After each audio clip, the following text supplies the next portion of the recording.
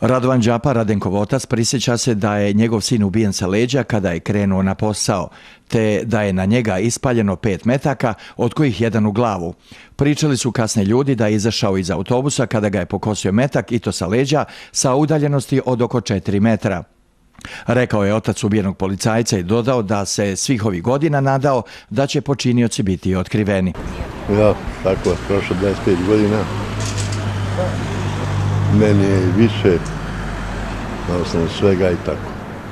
Prva naša žrtva bila Prijedra, to se zna. Mjesec je ubijen i tako. Da li vas, iako je prošlo 4 veka, boli to što još uvijek niko nije odgovarao, što se ne zna ko je to uradio? Niko to nije rekao. Nikad. Pričalo se ovo na ono, znate šta, ali to nema toga. Predsjednica gradske organizacije Porodica poginulih boraca Prijedor, Zdravka Karlica, kaže da niko do sada nije odgovarao za ovaj zločin i da se vjerovatno zna ko je to uradio.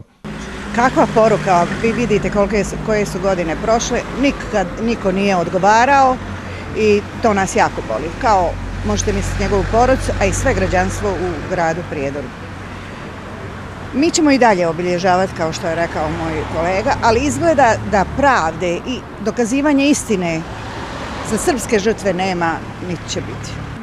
Ima vrlo interesantno ovdje da takve slučajeve imamo također u Sarajevu. Prva žrtva je bio Svat Gardović. Također imamo u Brodu da su također prve žrtve bili Srbi. Također imamo u Doboju da je prva žrtva bio policajac Zoran Mišić, a također imamo i u Zvorniku da je prva žrtva bio Radović, vojnik Vojske Republike Srpske. To nam upravo sve govori ko je započeo rat u Bosni i Hercegovini. I ovo je pitanje jako bitno kojim se nikada do sada ni Haški tribunal, a također ni sud BiH nije bavio. Niko se nije bavio uzrokom rata. Svi se bave posljedicama, a posljedice su poslije došle, a uzrok nikad ni dan danas nigdje nije ni jedna presuda. I dok se god ne riješi uzrok početka rata u cijeloj Bosni i Hercegovini, neće biti ovdje stanje kako treba.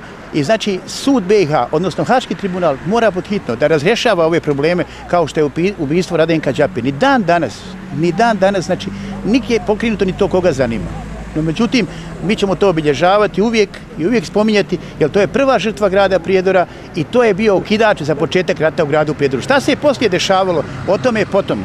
Ali prvo ovo moramo konstatovati. Znači, uzrok početka rata u Republici Srpskoj, odnosno u gradu Prijedoru. Pomenu su osim porodice i prijatelja prisustvovali brojni mještani Gornjeg Jelovca, rodnog sela srpskog ubijenog policajca i predstavnici nevladinih boračkih organizacija, udruženja te stanovnici Prijedora.